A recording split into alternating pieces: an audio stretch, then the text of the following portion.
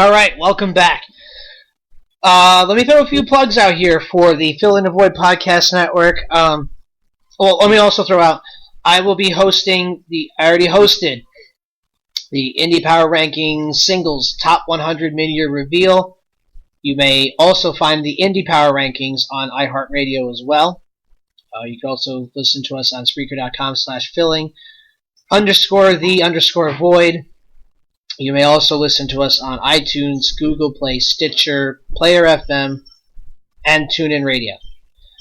We have a bunch of shows on our lineup, such as Void Meets Retrocast, Full Circle Podcast, Hit Points Gaming, the Indie Power Rankings Singles Top 10, which I will start hosting as of July 11th. I won't be hosting on 4th of July. So it'll be every Tuesday, 7 Eastern. And the Tag Team Top 5 will be on Wednesdays. The Messy Magical Motherhood blogcast will be coming on one Saturday a month.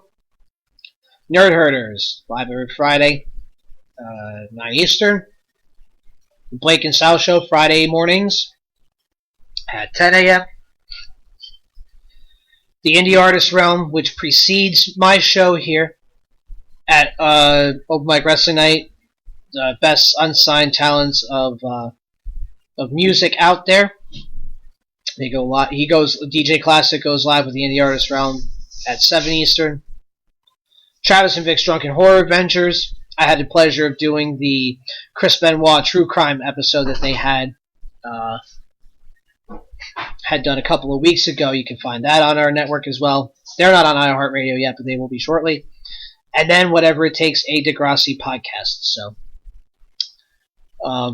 we have a lot of variety in which you can listen to, through our network.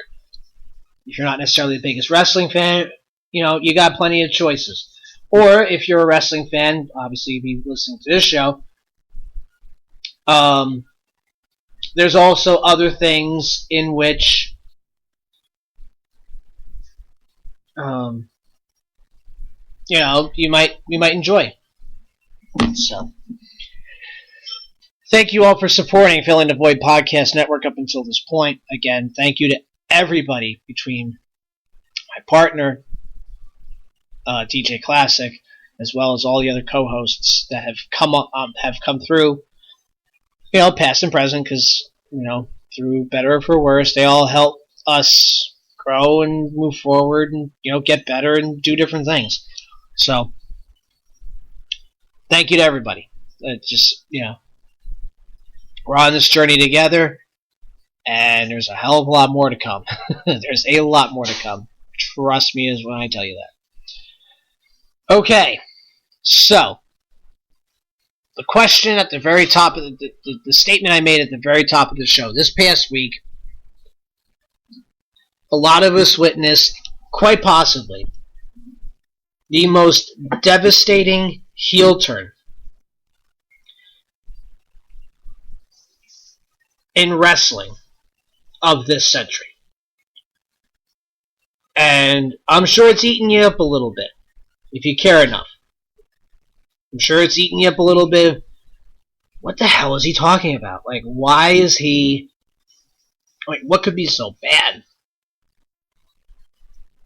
Nothing's really been that bad. Well,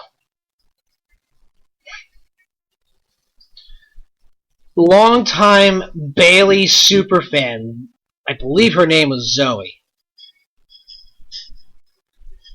She has made the turn to what many would say is the dark side. I tweeted it out on my Twitter at Calypso426. Bayley's superfan Zoe is now an Alexa Bliss superfan. Yep, that's right. You see the pictures side by side with her with the I'm a Hugger shirt to... looking like she's looking pretty badass. In her leather jacket with an Alexa Bliss wristband and her Little Miss Bliss shirt. What the hell happened? Really? It's kids, though. I I'm saying it's the greatest heel turn in history, basically out of being facetious. But you know what? And that's kind of what I was getting at before, where a lot of these women, as faces, as heels, they, Bayley was the positive side probably of her life. And as she's getting older, I guess Alexa Bliss is resembling her little bit rebellious side of her life. Which is, it happens. Each wrestler will suit, many people in their own different ways. And that is one of the many great things about professional wrestling, period. Whether you're a fan of the Indies, whether you're a fan of Impact Wrestling, Ring of Honor, WWE, doesn't matter. But I just found it so funny because I can still remember when Bayley won the title.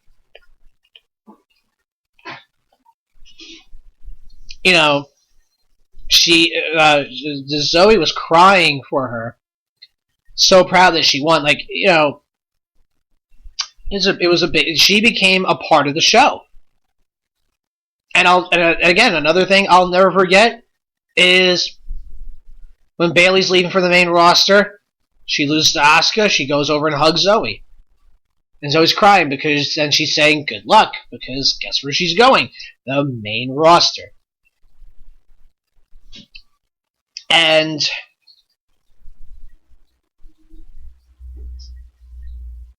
I also never forget when Sasha, screamed at her in the middle of the Iron Woman match. I mean, that was incredible. That was absolutely incredible. But it's also ironic because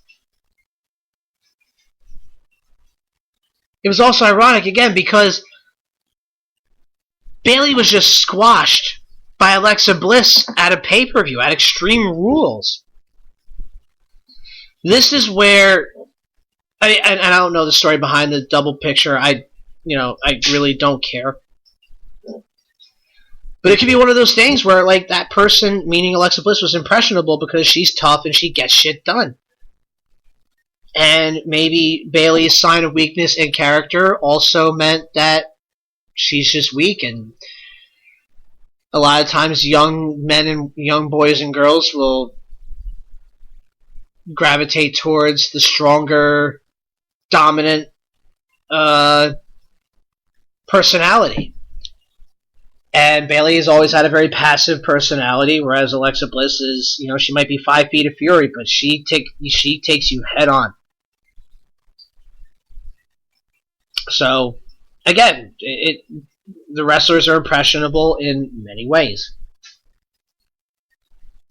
So, I threw it out there on Hell in a Forum. There's your plug. And you can join Hell in a Forum. It's a public forum. I believe it's still public. Yep, public group.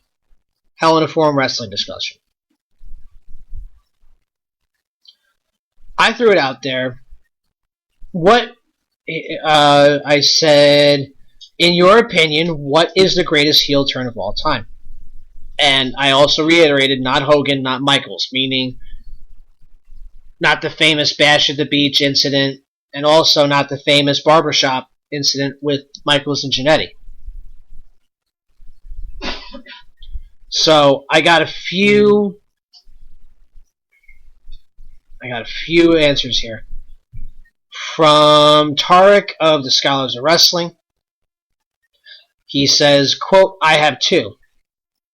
The first was Stone Cold shaking hands with Vince McMahon at WrestleMania 17. Sure, it led to a weird singing Stone Cold, but just the image of those two and with their history shaking hands was jaw-dropping.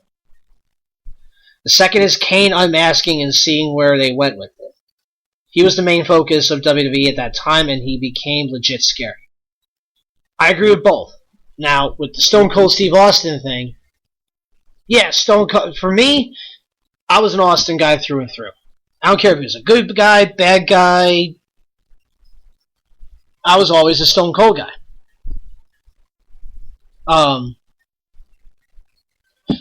With that said, yeah, I get it where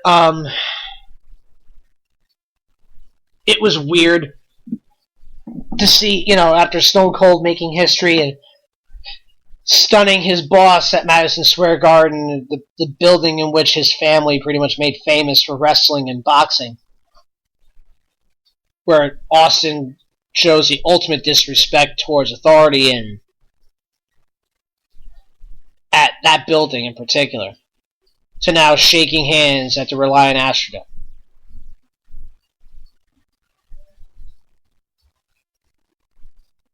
So I got that. And yes, the Kane unmasking was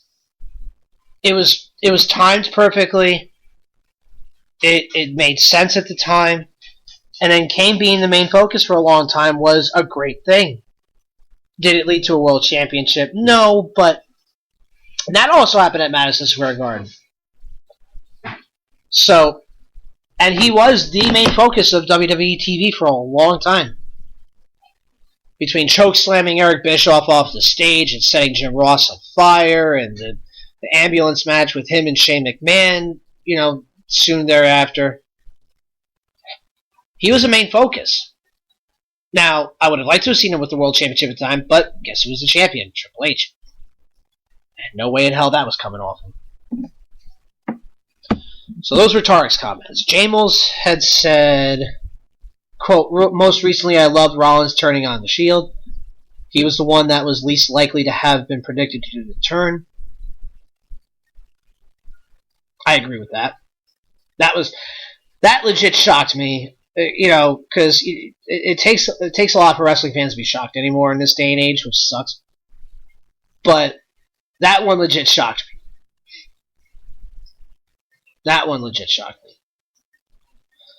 And then he continues to say, quote, I always thought Macho Man turning on Hogan to set up WrestleMania 5 was great.